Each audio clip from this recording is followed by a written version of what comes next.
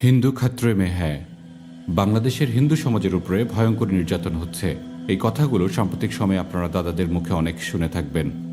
ছাত্ররা হিন্দুদের উপর এভাবে আক্রমণ নামিয়ে আনে। With regard to the treatment of minorities, ছাত্ররা এভাবে সংখ্যালঘু শ্রেণীকে নির্মূল করে দেয় বাংলাদেশ থেকে। it has been a source of concern. There have been multiple incidents of attacks on them. July অভ্যুত্থানের পরে দেশের স্থিতিশীলতা নষ্ট করার জন্য রেজিমের স্পন্সর রাষ্ট্রটি মাইনরিটি ট্রাম্প কার্ড খেলার চেষ্টা করেছিল। দেশে হাঙ্গামা ফাসাদ তৈরি করে দেশের ভাবমূর্তি নষ্ট করতে সচেষ্ট ছিল। ফ্যাসিস্ট রেজিমের আমলে এই ট্রাম্প কার্ড ছিল খুবই কার্যকরী। মিডিয়া এবং বিক্রি হয়ে যায় এক শ্রেণীর দালালরা এই সংখ্যালঘু ট্রাম্প কয়েন করে যে পরিমাণ জুলুম নির্যাতনের পরিমণ্ডল তৈরি করেছিল তা অকল্পনীয়। একক যে ভিডিওটি করতে আমাদের সবচেয়ে বেশি পরিশ্রম করতে হয়েছে, সবচেয়ে বেশি সময় ব্যয় করতে হয়েছে, তা কোনটি জানেন? ভারতের আগ্রাসন পর্ব ৮, সংখ্যালঘু নির্যাতনের রূপকথা। লিংক ডিসক্রিপশন বক্সে দেওয়া আছে। এটি আমাদের করা ৩ বছর আগের কাজ, তবে প্রাসঙ্গিকতা হয়তো একটিও কম নয়। কেন আমরা আগের ভিডিও নিয়ে কথা বলছি? কারণ শ্রম এবং মেধার ইনভেস্টমেন্টের বিবেচনায় এটি ছিল আমাদের সবচেয়ে এক্সপেন্সিভ কাজ, কিন্তু এর ভিউ ছিল মাত্র ৪৪,০০০। দাদাদের আসল চেহারা, তাদের মানসিকতা, তাদের অপকৌশলের সবকিছু আমাদের হাতের তালুতে থাকা উচিত। নতুন শুরুর আগে পুরনো স্মৃতিগুলো ঝালাই করে নিলে কেমন হয়, যা কিনা আজও সমানভাবে প্রাসঙ্গিক, কিংবা হয়তো একটু বেশি। আপনাদের সুবিধার্থে আমরা আমাদের দীর্ঘ পরিশ্রমের কাজটি ছোট ছোট ভাগে ভাগ করে নিয়েছি। যে দাদাবাবুরা সংখ্যালঘু নির্যাতন নিয়ে এত হইচই করে, দেখা যাক তাদের বাস্তব চেহারাটা কেমন। এ ব্যাপারে আল জাজিরার একটি নিউজ হেডিং খুব সুন্দরভাবে বিষয়টি সামনে এনেছে, the rise and rise of Islamophobia in India. চলুন দেখে নেওয়া যাক আজ থেকে 3 বছর আগে আমরা এই ব্যাপারে আপনাদের জন্য কি উপস্থাপন पूछेंगे सवाल कि आखिर क्यों बांग्लादेश के हिंदुओं के मुद्दे पर इस देश के बुद्धिजीवी मुंह खोलना जरूरी नहीं समझते।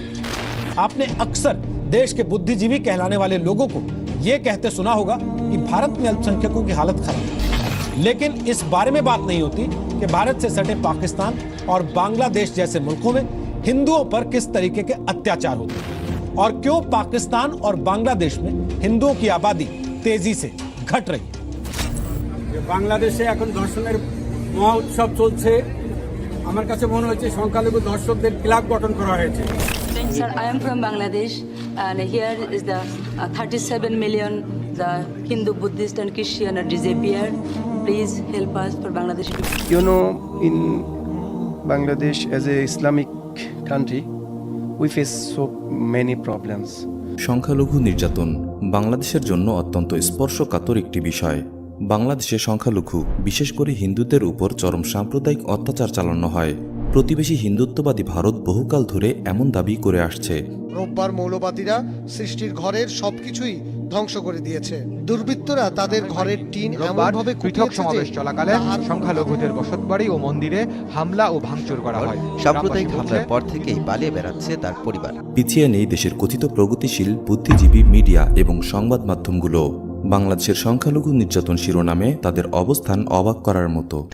যে সংখ্যালঘু ধর্মীয় সম্প্রদায়ের উপর যে সহিংসতার ঘটনা ঘটে, শতকরা 90% তারা কখনো আদালতে যান না এবং তারা কখনো পুলিশের কাছে যান না, কারণ আসামিরা তাদেরকে ধমক দেয় যে মামলা করলে দেশ ছাড়া করবো, বংশ নির্বংশ করবো। যাদের নিয়ে এত কথা, সেই সংখ্যালঘু গোষ্ঠীও বিভিন্ন সময়ে দেশে এবং বিদেশে প্রচার করেছে বাংলাদেশে তারা নিরাপদ নয়। এর ফলে যে কেউই এমন মনে করবে যে বাংলাদেশ একটি চরম সাম্প্রদায়িক দেশ। এমন বাস্তবতায় বহির্বিশ্বে মুসলিম অধ্যুষিত বাংলাদেশের ইমেজ খারাপ হয়েছে, আন্তর্জাতিক চাপ এসেছে। শুধু তাই নয়, সংখ্যালঘু ইস্যুতে প্রতিবেশী বন্ধুরাষ্ট্র ভারত বিভিন্ন সময় বাংলাদেশ দখলের হুমকি পর্যন্ত দিয়েছে। অথচ সংখ্যাগরিষ্ঠ মুসলিমরাই বাংলাদেশে কেবলমাত্র মুসলিম হবার কারণে নানা হয়রানি এবং অত্যাচারের শিকার হচ্ছে। পাঞ্জাবি পায়জামা, দাড়ি টুপি থাকা কিংবা ইসলামী মূল্যবোধ অনুসারে জীবনযাপনের কারণে বহু মুসলিমকে সন্ত্রাসী, জঙ্গি ট্যাগ দেওয়া হয়েছে। জেল, জুলুম, গুম, পুলিশি রিমান্ডে মৃত্যু ইত্যাদি মুসলিমদের নিত্য নৈমিত্তিক বিষয় হয়ে দাঁড়িয়েছে। আলেম ওলামাদের উপরে স্মরণকালের সবচেয়ে ভয়াবহ ক্র্যাকডাউন শুরু হয়েছে। বাংলাদেশের মতো মুসলিম সংখ্যাগরিষ্ঠ দেশের মুসলিমরা আজ নিজেদের মাটিতেই ইসলামোফোবিয়ার শিকার। অন্যদিকে প্রশাসন সহ রাষ্ট্রের সকল পর্যায়ে হিন্দুদের চরম আধিপত্য যুগ চলছে। ছাত্রলীগ নেতা সঞ্জিত চন্দ্র দাস বিভিন্ন সময়ে আলেম ওলামা এবং মুসলিমদের হাত পা কেটে বুড়িগঙ্গায় ভাসিয়ে দেওয়া কিংবা কলিজা ছিঁড়ে নেবার হুমকি দিয়েও বহল তবিয়াতেই আছে। কালকে দেখা হবে তোদের সাথে, তোদের কলিজা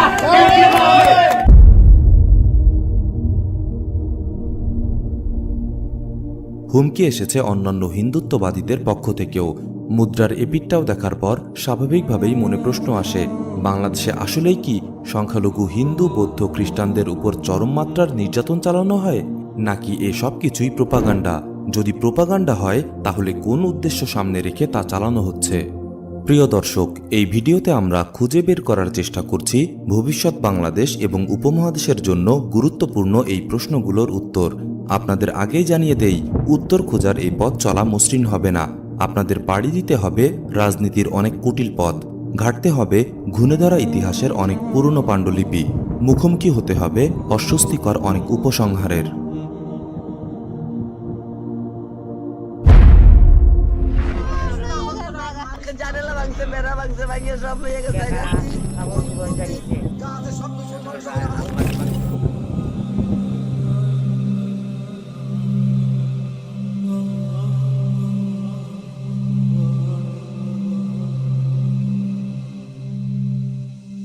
বাংলাদেশের সংখ্যালঘু নির্যাতন নিয়ে যে দেশটি সবচেয়ে বেশি সোচ্চার সেটি হচ্ছে ভারত। বাংলাদেশের সংখ্যালঘু, বিশেষ করে হিন্দুদের অধিকার রক্ষার জন্য এদের উদ্বেগ, উৎকণ্ঠা, প্রচেষ্টার কোনো কমতি নেই। বাংলাদেশের সংখ্যালঘুদের নিয়ে এত মাতামাতি করা হিন্দু সংখ্যাগরিষ্ঠ ভারতের মুসলিম, খ্রিস্টান, বৌদ্ধ, শিখ ইত্যাদি সংখ্যালঘুদের অবস্থা কেমন? अगर वो एक हिंदू बालिका को ले जाएंगे तो कम से कम 100 मुस्लिम बालिकाओं को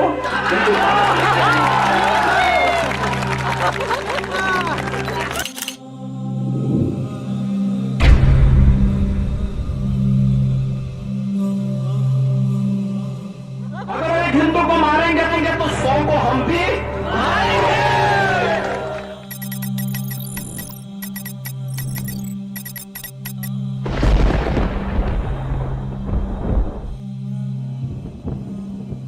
আমেরিকার পিউ রিসার্চ সেন্টারের গবেষণা অনুযায়ী বিশ্বের যে দেশগুলোতে সর্বাধিক ধর্মীয় সহিংসতা ঘটে এমন 5টি দেশের মধ্যে রয়েছে ভারত। ভারতের রাষ্ট্রযন্ত্র থেকে আমজনতা, সংখ্যালঘু, বিশেষ করে মুসলিমদের উপর যে নৃশংস অত্যাচার চালায় তা সমগ্র বিশ্বে বিরল। একই সাথে সারা দুনিয়া এর সাক্ষী। কেবল গরুর গোশত রাখার সন্দেহে মুসলিমদের পিটিয়ে মেরে ফেলা হয়, মুসলিম নারীদের গণধর্ষণ করা হয়, মুসলিমদের বাধ্য করা হয় হিন্দুত্ববাদের জয় শ্রীরাম স্লোগান দিতে। গরুর গোবর খেতে বাধ্য করা হয় মুসলিমদের। জয় শ্রীরাম স্লোগান দিতে রাজি না হয় নববিবাহিত তবরেজ আনসারি নামের এক মুসলিম যুবককে 18 ঘন্টা ধরে নির্যাতন করে হত্যা করে হিন্দুরা। অনেকের গায়ে আগুন লাগিয়ে দেয়া হয়েছে। কথিত লাভ জিহাদের স্লোগান তুলে আইন করে মুসলিমদের উপর চরম অত্যাচার চালানো হচ্ছে।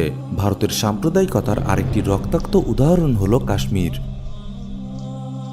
গত 30 বছরে ভারতীয়দের হাতে কাশ্মীরে নিহত হয়েছে প্রায় 1 লাখ মুসলিম, গণধর্ষিত হয়েছে 11,000 মুসলিম নারী। সকল আন্তর্জাতিক আইন লঙ্ঘন করে হিন্দুত্ববাদের ঝান্ডাবাহী নরেন্দ্র মোদী সরকার 2019 সালে কাশ্মীরের স্বায়ত্তশাসন বাতিল করে কাশ্মীর দখল করে নেয়। শুধু কাশ্মীর নয়, ভারতের অন্যান্য রাজ্যেও হিন্দুত্ববাদী ভারত ঠান্ডা মাথায় মুসলিমদের হত্যা করেছে।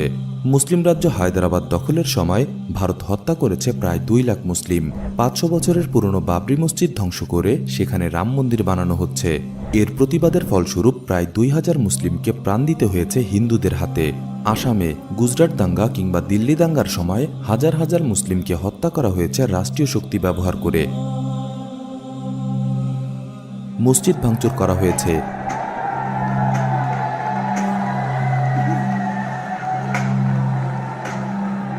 কসাই নরেন্দ্র মোদীর নির্দেশে গুজরাটে গর্ভবতী মুসলিম নারীদের পেট চিরে গর্ভের সন্তান বের করে আনা হয়েছে। পিতার সামনে 1 দিন বয়সী শিশুকে জবাই করা হয়েছে।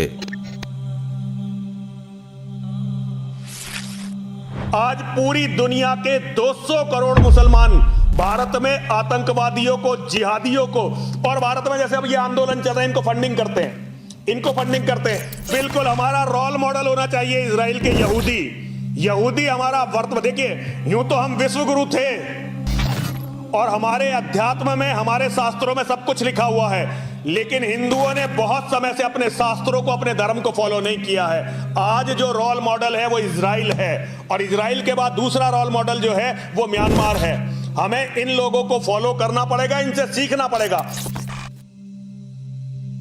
শুধু মুসলিম নয়, খ্রিস্টান, বৌদ্ধ, শিখ ইত্যাদি সংখ্যালঘুদের উপরেও চলমান রয়েছে ভারতের নির্যাতন, বৈষম্যমূলক আচরণ। Right now, the situation is really bad. We have heard so many attacks on Christians, like on churches also, on fathers, and especially on the people also. So we get really scared.